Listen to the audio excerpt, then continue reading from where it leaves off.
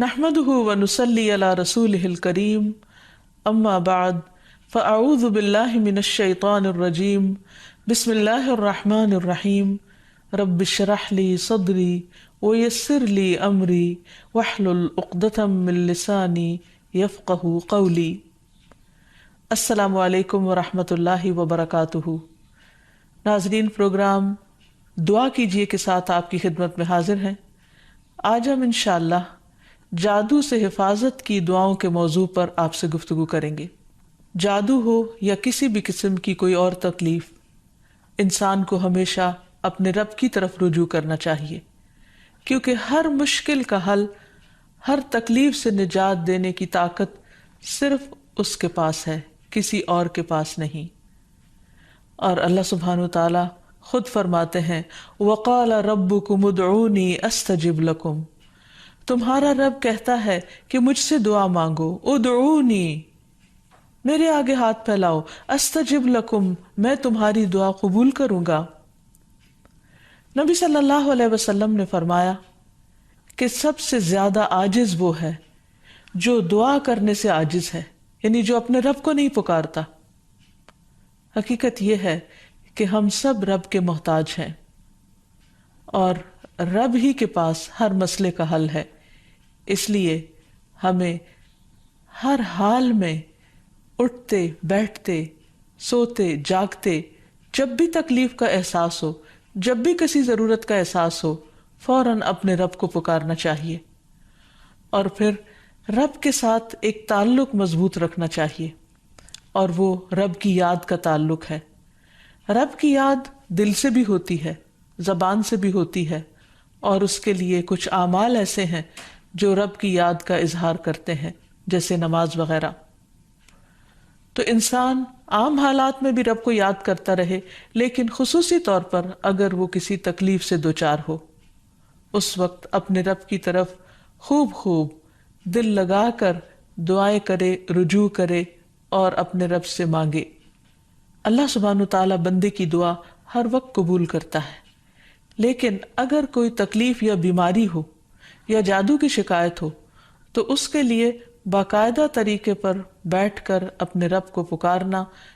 قبولیت کے اوقات میں رب کو پکارنا بہت ضروری ہے، کیونکہ جتنی بڑی مشکل ہوتی ہے اس سے نجات کے لیے اتنی ہی بڑی ایفرٹ بھی لگانی پڑتی ہے۔ اس لیے ضروری ہے کہ اللہ تعالیٰ سے بہت اچھی طرح دعا کی جائے، گڑ گڑا کر، اور اس سے پہلے اللہ تعالیٰ کی حمد و ثنا اور تعریف کے کلمات کہنا نہ بھولیے۔ سبحان اللہ والحمد للہ ولا الہ الا اللہ واللہ اکبر ولا حول ولا قوة الا باللہ۔ سبحان اللہ، پاک ہے اللہ، اللہ ہی کی تسبیح ہے، والحمد للہ، اب سب تعریف اللہ کے لیے ہے، ولا الہ الا اللہ، اور نہیں کوئی الہ مگر اللہ، واللہ اکبر، اور اللہ سب سے بڑا ہے، ولا حول ولا قوة الا باللہ، اور کسی قسم کی نیکی کرنے کی طاقت اور گناہ سے بچنے کی طاقت نہیں انسان کے پاس مگر اللہ ہی کی مدد سے۔ اسی طرح کسی بھی تکلیف اور کسی بھی بیماری سے نجات صرف اللہ سبحانہ وتعالیٰ کی مدد سے ہی ہو سکتی ہے۔ تو جہاں تک جادو کا تعلق ہے تو اس سلسلے میں یاد رکھیے کہ جادو کے بہرحال اپنے اثرات ہوتے ہیں مگر بإذن اللہ، اور اس سلسلے میں ہمیں یہ بھی یاد رہے کہ جادو کے اثرات نبی صلی اللہ علیہ وسلم پر بھی ہوئے تھے۔ حضرت عائشہ فرماتی ہیں کہ نبی صلی اللہ علیہ وسلم پر جادو کیا گیا اور اس کا اثر یہ ہوا تھا کہ آپ خیال فرماتے کہ کوئی کام آپ کر چکے ہیں، حالانکہ وہ کام ابھی آپ نے نہ کیا ہوتا،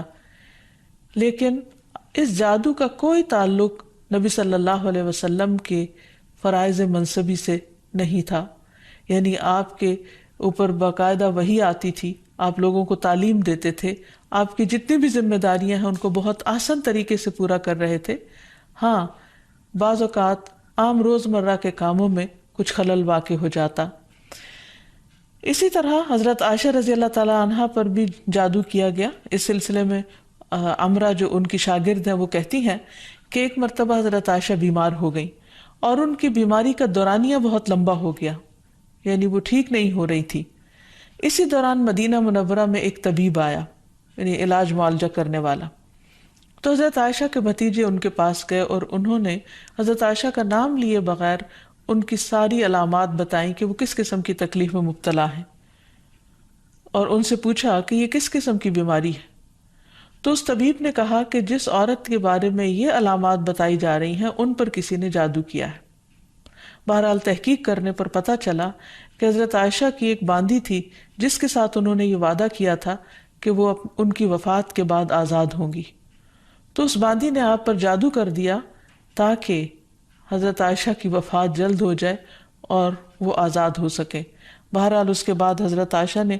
اس کو عربوں کے ایک مضبوط قبیلے کے ہاتھوں بیچ دیا اور اس کی قیمت کے بدلے ایک اور غلام کو آزاد کر دیا۔ تو اس واقعے سے بھی پتہ چلتا ہے کہ بہرحال جادو برحق ہے، یعنی جادو ایک اثر رکھتا ہے۔ برحق ہونے کا مطلب یہ نہیں کہ اس کا کرنا درست ہے، ہرگز نہیں، بلکہ جادو تو کفر ہے، جادو تو کبیرہ گناہوں میں سے ایک گناہ ہے، لیکن لوگ بہت سے اور کبیرہ گناہوں کی طرح اس گناہ کا بھی ارتکاب کرتے چلے جاتے ہیں۔ تو اس لیے اس بارے میں معلوم ہونا چاہیے انسان کو کہ یہ کس قسم کی بیماری ہے، کس قسم کی تکلیف ہے، اور اس کے مقاصد کیا ہیں اور اس کا علاج کیا ہے۔ سب سے پہلی بات تو یہ ہے کہ جادو عموماً دشمنی یا حسد کی وجہ سے کیا جاتا ہے، یا کسی سے کوئی انتقام لینے کے لیے، کوئی بدلہ لینے کے لیے، اور اس کا مقصد یہ ہوتا ہے کہ دوسرے کو تکلیف میں مبتلا کر دیا جائے۔ یہ بالکل ایسے ہی ہے جیسے لوگوں کو جسمانی طور پر تکلیف میں مبتلا کیا جاتا ہے کہ کسی کو کچھ مارا جائے ہاتھ سے یا کسی ڈنڈے سے تو جسم کو تکلیف ہوتی ہے، اسی طرح روح کو بھی تکلیف پہنچتی ہے،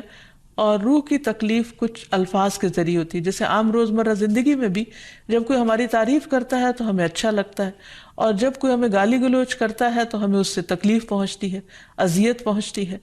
چونکہ روح اور جسم آپس میں گندھے ہوئے ہیں،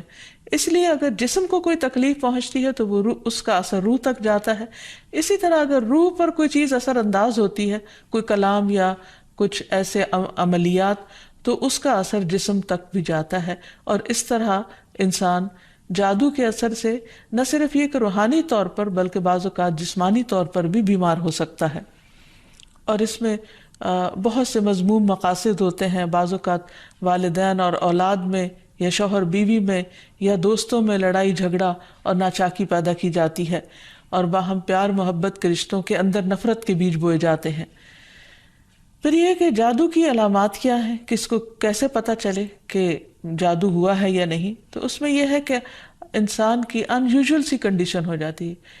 یعنی انسان اسی روٹین میں زندگی بسر کر رہا ہے، وہی صبح اٹھنا، کھانا پینا، روزمرہ کے معمولات، لیکن کسی چیز میں دل نہیں لگتا، طبیعت بیزار ہونے لگتی ہے۔ اور یہ نہیں کہ یہ ایک دن کے لیے، 2 دن کے لیے، کیونکہ ایسا تو ہر ایک کے ساتھ ہو ہی جاتا ہے، ایک لمبے عرصے کے لیے کیفیات تبدیل ہونے لگتی ہیں، سستی یا گھبراہٹ طاری ہو جاتی ہے، ذہنی انتشار یعنی کسی چیز پر کنسنٹریشن کا نہ رہنا، حد سے زیادہ چڑچڑا پن، بعض اوقات عبادات میں بالکل دل نہ لگنا، اور بغیر کسی ظاہری بیماری کے یا بغیر کسی ظاہری جسمانی بیماری کے انسان کے اندر بیماری کی کیفیت محسوس ہوتے رہنا، بعض اوقات ڈراؤنے خواب آتے ہیں، کبھی خون کے چھینٹے اور کچھ غیر معمولی قسم کی چیزیں گھروں میں دیکھی جاتی ہیں، بعض اوقات خاوند بیوی ایک دوسرے سے نفرت کرنے لگتے ہیں، ان میں جدائی تک ہو جاتی ہے۔ لیکن اس کا یہ مطلب نہیں کہ ان علامات میں سے کوئی ایک علامت کسی وقت انسان کے اندر پائی جائے تو انسان فوراً شک کرے کہ مجھ پر جادو کر دیا گیا،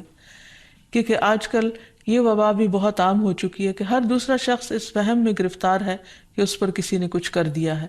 یہ ضروری نہیں ہوتا کہ ہر وقت ایسی علامات کسی کے کچھ کیے سے ہی ہوں، یہ ویسے بھی انسان ہے، کبھی تھک جاتا ہے، کبھی غذا میں کوئی تبدیلی ہو جاتی ہے، کبھی ویسے بھی انسان کا دل اللہ کے ہاتھ میں ہے، جس طرف چاہے اس کو پھیر دے، تو انسان کی طبیعت میں ایک ملال سا اور ایک سستی، ایک بے چینی سی پائی جاتی ہے۔ تو ان سب چیزوں کا تعلق ضروری نہیں کہ جادو سے ہی ہو، لیکن اگر جادو ہو تو یہ علامات انسان میں دکھائی دیتی ہیں۔ اب اگر کسی کے اندر ایسی چیزیں ہیں اور علاج کے باوجود، جسمانی علاج کے باوجود شفا نہیں ہو رہی،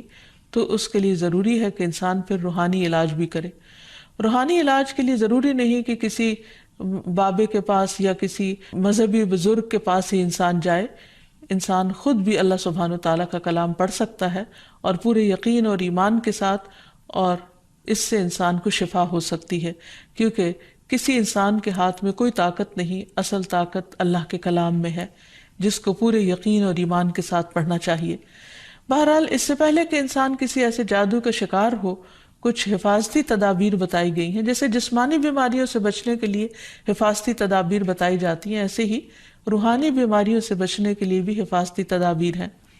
اس میں سب سے پہلے تو یہ کہ انسان پاک صاف رہے، طہارت اور وضو کا اہتمام کرے۔ اسی طرح عبادات کی پابندی بہت ضروری ہے، کیونکہ جب انسان اللہ تعالیٰ کے آگے جھکتا ہے، اللہ تعالیٰ کے ساتھ اس کا تعلق مضبوط ہوتا ہے، تو نہ تو وہ توہمات کا شکار ہوتا ہے اور نہ ہی وہ جادو اور مختلف چیزوں کا شکار ہوتا ہے، یعنی شیطانی اثرات اس پر کم سے کم ہوتے ہیں۔ اسی لیے نبی صلی اللہ علیہ وسلم کے سامنے جب ذکر کیا گیا کہ ایک شخص صبح تک پڑا سوتا رہا اور نماز کے لیے بھی نہیں اٹھا، تو اس پر آپ نے فرمایا کہ شیطان نے اس کے کان میں پیشاب کر دیا ہے، یعنی اپنی نجاست اس میں ڈال دی ہے۔ تو جو شخص شیطانی نجاست کے اثر میں ہو، پھر وہ سب سے بڑی بیماری اس کو لاحق ہو جاتی ہے، چاہے اس کو جادو کہیں یا کچھ اور۔ لیکن حقیقت یہ ہے کہ انسان جب اللہ کا اطاعت گزار بنتا ہے، رب کا فرما بردار بنتا ہے، تو شیطان اس کو اپنے کنٹرول میں نہیں لے سکتا، کیونکہ اللہ تعالیٰ فرماتے ہیں ان عبادی لیس لک علیہم سلطان، میرے بندے تیرا ان پر کوئی زور نہیں چلتا، کوئی زور نہیں چل سکے گا۔ ایک اور جگہ پر فرمایا الا عبادک المخلصین، مگر تیرے چنے ہوئے بندے۔ تو ہمیں ایسے بندوں میں شامل ہو جانا چاہیے جو اللہ کے محبوب ہیں، اللہ کے چنے ہوئے ہیں، اور اس کے لیے اللہ تعالیٰ نے جو ہمیں احکامات دیے ہیں، جو طریقے سکھائے ہیں، ان کے مطابق زندگی بسر کی جائے۔ پھر اسی طرح یہ ہے کہ کثرت سے اللہ تعالیٰ کا ذکر کیا جائے، خصوصاً استغفار، کیونکہ بہت سی تکلیفیں انسان کے اپنے ہی گناہوں کی وجہ سے آتی ہیں۔ جیسے آتا ہے ما اصابکم من مصیبت فبما کسبت ایدیکم، جو بھی مصیبت تم کو پہنچی وہ تمہارے اپنے ہاتھوں کی کمائی کی وجہ سے تھی۔ پھر اسی طرح اپنے گھروں کو تصاویر اور مجسموں سے پاک کرنا چاہیے، کیونکہ رسول اللہ صلی اللہ علیہ وسلم نے فرمایا فرشتے اس گھر میں داخل نہیں ہوتے جہاں کتا اور تصویر ہوتا ہے۔ پھر حفاظتی تدابیر میں سے یہ بھی ہے کہ انسان اپنے کھانے پینے کی عادات کو درست کرے، اور اس میں خصوصاً نبی صلی اللہ علیہ وسلم نے صبح کے وقت اجوا کھجور کھانے کا حکم دیا۔ آپ نے فرمایا جو شخص صبح کے وقت 7 کھجوریں کھائے گا، یعنی اجوا، اس روز جادو اور زہر سے بچا رہے گا، یعنی اس کے اندر اتنی امیونٹی پیدا ہو جاتی ہے کہ پھر برے اثرات، زہریلے اثرات اس کو نقصان نہیں دے سکتے۔ پھر اسی طرح مختلف مواقع پر مسنون اذکار کا اہتمام کرنا، مثلاً بیت الخلاء جاتے وقت نبی صلی اللہ علیہ وسلم نے سکھایا اللہم انی اعوذ بک من الخبث والخبائث، اے اللہ بے شک میں ناپاک جنوں اور جننیوں سے تیری پناہ چاہتا ہوں، کیونکہ جادو میں بھی عموماً جنات کو استعمال کیا جاتا ہے اور وہ گندی جگہوں پر رہنا پسند کرتے ہیں، اسی لیے جب کوئی بیت الخلاء جائے تو یہ دعا پڑھ لے تو انشاءاللہ اس سے ان کے شر سے محفوظ رہے گا۔ پھر اسی طرح آپ نے فرمایا جنوں کی آنکھوں اور بنی آدم کی شرم گاہوں کا پردہ یہ ہے کہ جب کوئی بیت الخلاء جائے تو بسم اللہ پڑھ لے، تو کوئی بھی اس کو پھر دیکھ نہیں سکتا۔ پھر اسی طرح شوہر بیوی کے خاص تعلق میں بھی دعا سکھائی گئی، بسم اللہ اللہم جنبنا الشیطان وجنب الشیطان ما رزقتنا، اللہ کے نام کے ساتھ میں شروع کرتا ہوں، اے اللہ ہمیں شیطان سے بچا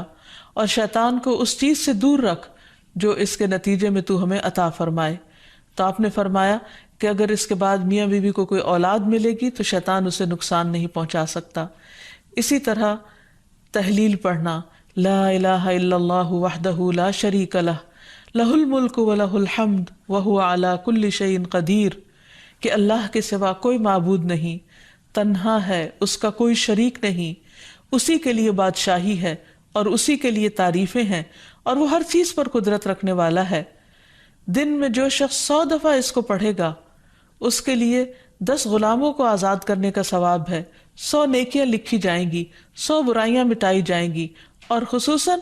اس دن وہ شام تک شیطان کے شر سے محفوظ رہے گا، اور کوئی شخص اس دن اس سے بہتر عمل کرنے والا نہیں سمجھا جائے گا سوائے اس کے جو اس سے زیادہ اس کو پڑھے۔ پھر اسی طرح انسان ہر معاملے میں جہاں بھی انسان کو مشکل ہو اللہ تعالیٰ کی پناہ میں اپنے آپ کو دے۔ تو خلاصہ کلام یہ ہے کہ انسان اپنے آپ کو مختلف طرح کے توہمات سے بھی بچائے اور ہر چھوٹی بڑی بات کو جادو قرار نہ دے، یا کسی کام کو کرنے کا ارادہ نہ ہو تو یہ سوچے کہ مجھ پر جادو کر دیا گیا ہے اس لیے میں اس کام کو نہیں کر سکتا۔ تو یہ دراصل شیطانی وسوسے ہوتے ہیں، اس لیے ان سے بچنا بھی ضروری ہے۔ بہرحال اگر ایسے وسوسے ہوں یا حقیقت میں کوئی بیماری ہو تو اس کا علاج بھی بتایا گیا ہے، کیونکہ کوئی بیماری ایسی نہیں کہ جو قابل علاج نہ ہو۔ رسول اللہ صلی اللہ علیہ وسلم نے فرمایا ہر بیماری کے لیے دوا ہے۔ جب کسی مریض کو صحیح طریقے پر بیماری کی دوا پہنچتی ہے تو وہ اللہ تعالیٰ کے حکم سے درست ہو جاتا ہے۔ اسی طرح جادو بھی ایک بیماری ہے اور اس بیماری کا علاج بھی قرآن و سنت میں موجود ہے۔ اس کے لیے سب سے پہلے تو یہ پتہ لگانے کی ضرورت ہے کہ کیا واقعی جادو ہے بھی یا نہیں۔ اور اس میں ہم دیکھتے ہیں کہ نبی صلی اللہ علیہ وسلم کو خواب کے ذریعے دکھایا گیا تھا کہ ان پر جو جادو کیا گیا ہے وہ کہاں پر دبایا گیا ہے، تو آپ نے اس کو نکلوایا تھا۔ لیکن ضروری نہیں کہ ہم میں سے ہر ایک کو یہ پتہ چل سکے کہ جادو ہے کہاں۔ اول تو ہو سکتا ہو ہی نہ، صرف توہم ہی ہو، ایک خیال ہی ہو کسی کا، کیونکہ بعض چیزیں انسان جب بار بار سوچتا ہے تو وہ اس کو حقیقت معلوم ہونے لگتی ہیں۔ لیکن اگر انسان کو کوئی ایسا خواب آ جائے تو ٹھیک ہے، اور اگر نہیں بھی آتا تو انسان اللہ سبحانہ و تعالیٰ کا ذکر کرتا رہے اور اس کے ذریعے علاج کرے۔ اس میں خاص طور پر شرعی دم جسے رقیہ شرعیہ کہا جاتا ہے، آج کل مختلف قراء کی آواز میں قرآن مجید کی سلیکٹڈ آیات ریکارڈ کر دی گئی ہیں، مریض اس کو بار بار سنتا رہے تو انشاءاللہ اس کا توڑ ہو جائے گا۔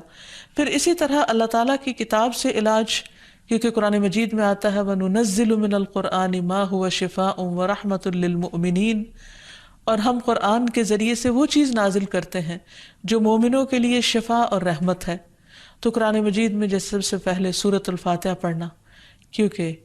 اس کے اندر اللہ تعالیٰ سے مدد مانگی جاتی ہے، ایاک نعبد و ایاک نستعین، صرف تیری ہم عبادت کرتے ہیں اور صرف تجھی سے ہم مدد چاہتے ہیں کہ یا اللہ تو ہماری اس بیماری اور تکلیف کو دور فرما دے۔ پھر اسی طرح آیت الکرسی، کیونکہ جب انسان آیت الکرسی پڑھتا ہے تو اللہ سبحانہ وتعالیٰ کی طرف سے اس کے لیے ایک خاص محافظ مقرر کر دیا جاتا ہے، اور اگر رات کو انسان پڑھ کر سوتا ہے تو صبح تک وہ فرشتہ انسان کی حفاظت کرتا ہے۔ پھر اسی طرح سورۃ البقرہ کا پڑھنا، رسول اللہ صلی اللہ علیہ وسلم نے فرمایا سورۃ البقرہ پڑھا کرو، کیونکہ اس کا پڑھنا باعث برکت ہے، اسے چھوڑنا باعث حسرت ہے، اور اس کے پڑھنے والے پر جادوگر قدرت نہیں پا سکتے۔ یعنی جو شخص قرآن پڑھتا ہے، خصوصاً سورۃ البقرہ پڑھتا رہتا ہے، تو کسی کا جادو اس شخص پر اثر نہیں کرتا۔ پھر اسی طرح معوذات پڑھنا، رسول اللہ صلی اللہ علیہ وسلم نے فرمایا صبح اور شام 3 بار معوذات کہہ لو تو یہ تمہاری ہر چیز سے کفایت کریں گی، یعنی سورۃ الاخلاص، قل اعوذ برب الفلق اور قل اعوذ برب الناس۔ اس کے علاوہ بھی مریض قرآن مجید کی تلاوت کثرت کے ساتھ کرتا رہے، اور پھر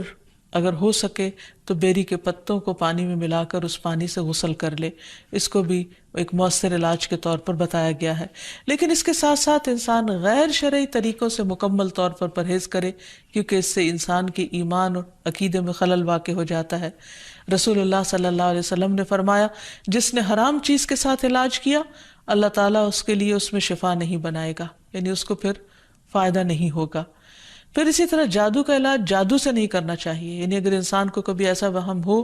تو جادوگروں کے پاس نہ جائے یا ایسے طریقے اختیار نہ کرے جو ہمارے دین میں نہیں یا ہماری شریعت کے خلاف جاتے ہیں۔ رسول اللہ صلی اللہ علیہ وسلم نے فرمایا جو جادو کرے یا جادو کروائے یا جو کسی کاہن کے پاس آئے اور اس کی بات کی تصدیق کرے تو اس نے اس چیز کا انکار کیا جو محمد صلی اللہ علیہ وسلم پر نازل ہوئی۔ اسی لیے غیر شرعی جھاڑ پھونک سے مکمل اجتناب کرنا چاہیے۔ نبی صلی اللہ علیہ وسلم سے نشرہ کے بارے میں دریافت کیا گیا تو آپ نے فرمایا یہ شیطانی عمل ہے۔ اور نشرہ کیا ہوتا ہے؟ جن یا جادو اتارنے کے لیے شرکیہ یا جاہلانہ منتر پڑھنا اور یا پڑھوانا۔ تو ایسے الفاظ جس کا بعض اوقات معنی معلوم نہیں ہوتا اور یہ بھی نہیں پتہ ہوتا کہ اللہ تعالیٰ کو پکارا جا رہا ہے یا کسی جن یا کسی اور شیطان کو پکارا جا رہا ہے اور اس سے مدد لی جا رہی ہے، تو اس لیے کسی بھی ایسے کلام کو پڑھنا یا کسی سے پڑھوانا درست نہیں۔ پھر اسی طرح کاہنوں اور نجومیوں کے پاس جانے سے منع کیا گیا۔ نبی صلی اللہ علیہ وسلم نے فرمایا، جس نے کسی نجومی کے پاس جا کر اس سے کسی چیز کے بارے میں سوال کیا تو اس کی 40 رات کی نمازیں قبول نہیں ہوگی، یعنی اس نے اپنے دین کی بربادی کر لی۔ تو اس لیے کسی کے پاس جانے کی بجائے خود انسان زیادہ سے زیادہ قرآن مجید پڑھے، اور اگر وہ پڑھا ہوا نہیں تو آج ہر طرف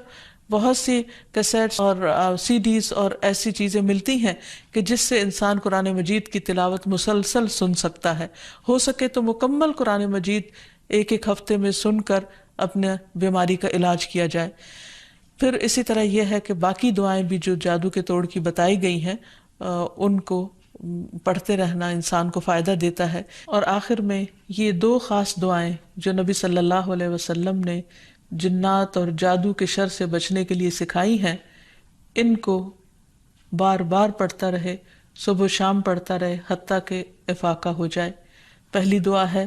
اعوذ بکلمات اللہ التامات التی لا یجاوزہن بر ولا فاجر من شر ما خلق وذرأ وبرأ ومن شر ما ينزل من السماء ومن شر ما يعرج فيها ومن شر ما ذرأ في الأرض ومن شر ما يخرج منها ومن شر فتن الليل والنهار ومن شر كل طارق إلا طارقا يطرق بخير يا رحمن۔ میں اللہ کے کامل کلمات کے ساتھ پناہ چاہتا ہوں جن سے آگے نہ تو کوئی نیک اور نہ ہی کوئی برا شخص بڑھ سکتا ہے، ہر اس چیز کے شر سے جس کو اس نے بنایا، پیدا کیا اور پھیلایا،